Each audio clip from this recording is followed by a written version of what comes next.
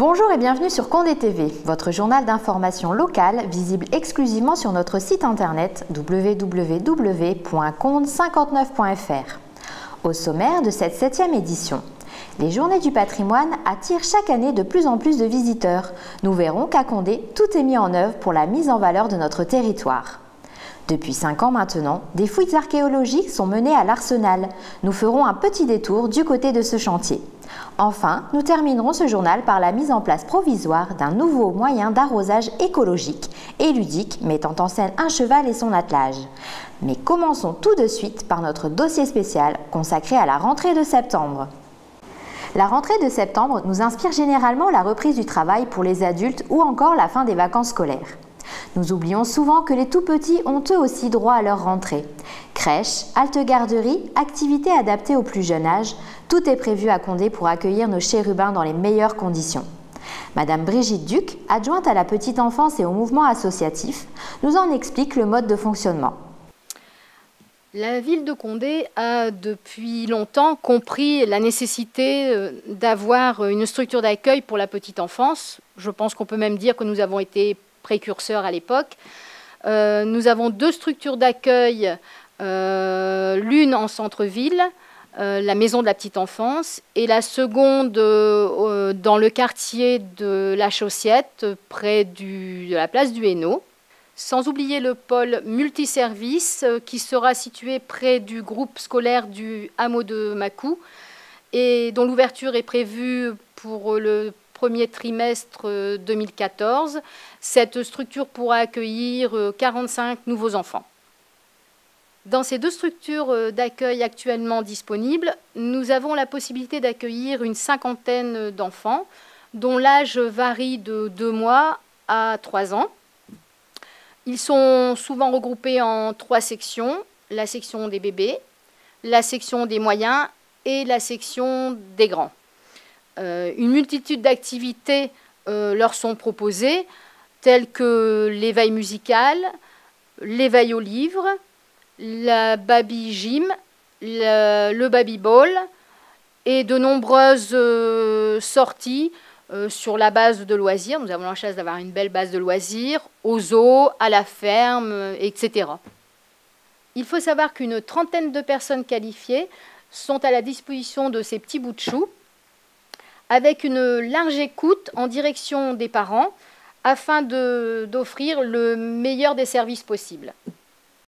La trêve des associations et clubs sportifs a également pris fin. Les salles de sport et autres structures font à nouveau l'objet de terrains de jeu. Football, basket, judo, danse, tennis. Un très large choix d'activités sportives vous est proposé tout au long de l'année. Pour nous en parler, retrouvons M. Joël Bois, adjoint au sport et à la culture.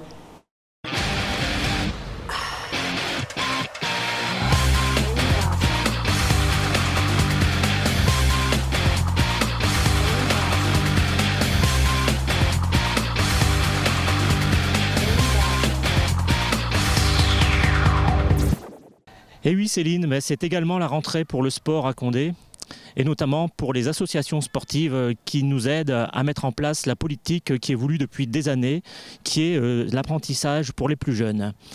C'est ainsi que beaucoup d'associations sont présentes, une vingtaine, et proposent un panel d'activités important pour nos enfants. C'est pour ça qu'à l'aube de cette rentrée, quand les parents peuvent parfois être inquiets sur quelle discipline faire pratiquer à leurs enfants, ils n'ont pas d'inquiétude à avoir. Et oui, il y a un panel d'activités importantes que les enfants peuvent pratiquer à Condé. Je vais vous en lister quelques-unes. Tout d'abord, il y a les sports de combat, donc le judo, le karaté, la boxe thaï. Donc le judo que les enfants peuvent pratiquer au dojo sur le complexe sportif Jean Monnet. Il y a le karaté que les enfants peuvent pratiquer au dojo au Jard, tout comme la boxe thaï qui se pratique dans ce même lieu. Il y a également les sports collectifs, donc le basket et le volley qui se pratiquent dans la salle Saint-Exupéry et aussi dans la salle Léo Lagrange et Henri Bois. Et il y a le foot qui se déroule sur le terrain synthétique qui est derrière moi. D'autres sports aussi sont accessibles aux enfants. Il y a les sports de raquettes, donc sport de raquettes, le tennis, qui se pratique salle Henri Bois, mais aussi sur 2 cours extérieurs au Jard. Il y a le tennis de table qui, nouveauté cette année, se pratique aussi dans la salle Léo Lagrange, en plus de ses activités habituelles dans le quartier du Jard, dans une salle spécifique au tennis de table. Il y a aussi le badminton que les enfants peuvent pratiquer dans la salle Henri Bois. Pour la nature du sport, il y a l'athlétisme. Donc l'athlétisme se déroule en salle dans la salle Henri Bois, mais aussi sur la piste près du terrain de football et également sur l'anneau d'athlétisme qui vient d'être créé autour de la salle Henri Bois et de la salle Léo Lagrange. Un anneau tout neuf qui permet aux coureurs de fond mais aussi aux sprinteurs de se préparer, qu'ils soient petits ou grands. Un superbe mur a été mis en place il y a quelques années dans la salle Henri Bois et permet aux jeunes grimpeurs de s'adonner à leur discipline favorite. Il y a également une discipline peut-être plus en direction des petites filles, il s'agit de la danse. La danse se déroule actuellement dans une salle spécifique dans le quartier du Coq, une salle qui est devenue un petit peu obsolète et actuellement les services municipaux sont en train d'en reconstruire une nouvelle juste à côté qui sera mieux adaptée pour la pratique de cette discipline. Autre chose qui n'est pas courant dans notre région, mais qui est une spécificité à Condé, c'est les sports mécaniques et je pense là au motocross. En effet, nous avons sur notre territoire, mais qui est aussi commun à un autre territoire, c'est-à-dire les villes de Saint-Hébert et de Tivancelles, un terrain de motocross. Et c'est là que le motoclub de Condé essaye de mettre en place des activités, alors souvent pour les plus grands, mais aussi pour les plus petits. Et on voit régulièrement des jeunes motards s'adonner à leur plaisir de motocross sur ce terrain. Il y a également la possibilité de pratiquer d'autres activités, ce sont des activités de plein air, autour du joyau de Condé, je pense là à la base de loisirs de Chabot-la-Tour. Des activités telles que la voile, mais aussi le canoë, le ski nautique, la pêche, la chasse sont accessibles à nos enfants, qu'ils soient petits ou plus grands, et qui font souvent le plaisir d'une rencontre familiale, puisque les enfants se retrouvent souvent là avec leurs parents. Si la ville de Condé peut s'enorgueillir d'avoir autant d'activités sportives, c'est surtout grâce aux associations. En effet, nous avons encore la chance d'avoir sur Condé de nombreux bénévoles qui s'investissent chaque jour pour accueillir les enfants. Et surtout, n'ayez pas peur parce que dans toutes les associations condéennes, l'encadrement est réalisé par de vrais professionnels, diplômés et surtout compétents. Il y a aussi dans ces associations beaucoup de convivialité et vous serez toujours reçus le mieux possible. C'est une marque de fabrique de Condé car toutes les associations aiment mettre cette convivialité en place pour accueillir les petits et les grands. Il y aura aussi l'arrivée prochaine de l'école municipale des sports. Une école mise en place par le service municipal des sports avec les éducateurs sportifs. Je crois qu'on peut remercier tous les acteurs du sport sur Condé, tous ces gens qui se dévouent pour faire en sorte que l'on puisse pratiquer du sport à Condé. Et je voudrais dire une phrase pour conclure. Si vous voulez que vos enfants soient en forme et en bonne santé, qu'ils pratiquent du sport à Condé. Voilà de quoi occuper activement nos enfants. Vous pouvez trouver la liste des associations sportives sur notre site internet, rubrique Annuaire des associations. Nous allons prochainement faire appel à l'ensemble de ces clubs afin d'étoffer notre journal d'une rubrique Résultats sportifs. Ainsi, vous pourrez suivre par notre biais l'actualité de vos sports favoris. Les 15 et 16 septembre dernier ont eu lieu les indémodables Journées du patrimoine consacrées au patrimoine caché. La municipalité a décidé de célébrer cette 29e édition de manière originale. Sous l'égide du projet européen Terre-Histoire, le château de Bailleul était animé pour l'occasion. Le samedi soir, les nombreux visiteurs ont pu s'armer de lampions et rejoindre un cortège dirigé par la batterie fanfare pour une déambulation reliant la place verte au site du Batardeau du Jard. Une fois sur place, un spectacle son et lumière attendait les spectateurs, bientôt conquis par ce site illuminé pour l'occasion. Le spectacle vivant, imaginé par l'association L'Archéo Local, s'inscrivait parfaitement dans le thème de cette journée particulière. Pendant 25 minutes, au rythme du son et de l'image, le millier de personnes présentes a assisté à la représentation du réveil enflammé du Batardeau. Des personnages sortis tout droit des entrailles des fortifications ont tour à tour raconté leur histoire. Ainsi, se sont succédés les fantômes d'un trompette au service de Louis XI, d'une femme de marchand drapier ou encore d'un soldat de la garde française.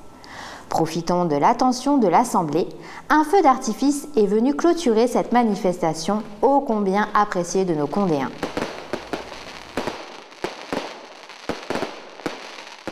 Un autre monument historique a retenu l'attention cet été. Il s'agit de l'Arsenal. C'est au cœur même de cette enceinte datant du XIIe siècle que chaque année et depuis maintenant 5 ans se déroulent des fouilles archéologiques. Écoutons tout de suite M. Lionel Drouin, directeur scientifique du chantier. Donc nous sommes ici sur le chantier de fouilles programmées de l'Arsenal, du château de l'Arsenal de Condé. La fouille se termine pour ce mois d'août 2012. Se termine sur beaucoup de résultats positifs, puisque ce que vous voyez derrière moi est le hall seigneurial qui est en fin de fouille. Donc la fouille est terminée au bout de 5 ans. Ça fait 5 ans que nous sommes en train de fouiller ce site.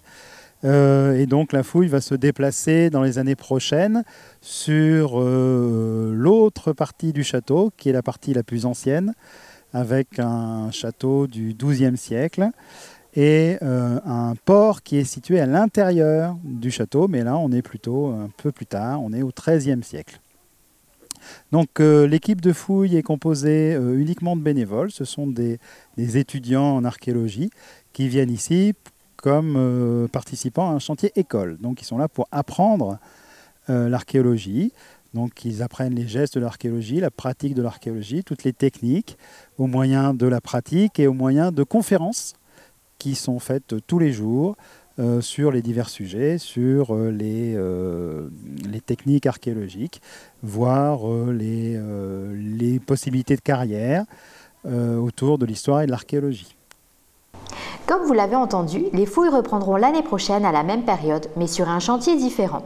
Nous vous communiquerons au moment voulu les informations nécessaires pour y participer ou tout simplement pour le visiter. Dans notre édition précédente, nous vous avons montré l'intérêt que porte la municipalité pour son environnement. Une fois de plus, elle l'a prouvé avec la mise en place d'une nouvelle animation, l'arrosage écologique. Vous avez certainement aperçu cet été un attelage parcourant les rues du centre-ville. Il s'agissait du cheval idéal accompagné de l'amant limoise Vivina Golias, propriétaire de l'équidé. Pendant les mois d'août et de septembre, à raison d'une fois par semaine, le camion-citerne des services municipaux a été remplacé par ce moyen d'arrosage moins polluant, mais tout aussi rapide. Outre le fait de protéger un peu plus l'environnement, le cheval a également fait office de distraction pour les passants désireux de le caresser ou de poser à ses côtés pour la photo souvenir. Votre Web TV a désormais trouvé son rythme de croisière. Un journal télévisé sera publié chaque premier mardi du mois. Vous faites partie d'une association et voulez nous faire partager votre passion? Vous avez des idées de reportages à nous soumettre? N'hésitez pas à contacter notre rédaction au 06 71 31 66 19. Nous étudierons vos propositions afin que ce journal d'information locale reste le vôtre. Nous vous donnons donc rendez-vous le 6 novembre prochain. Merci de votre attention et à bientôt!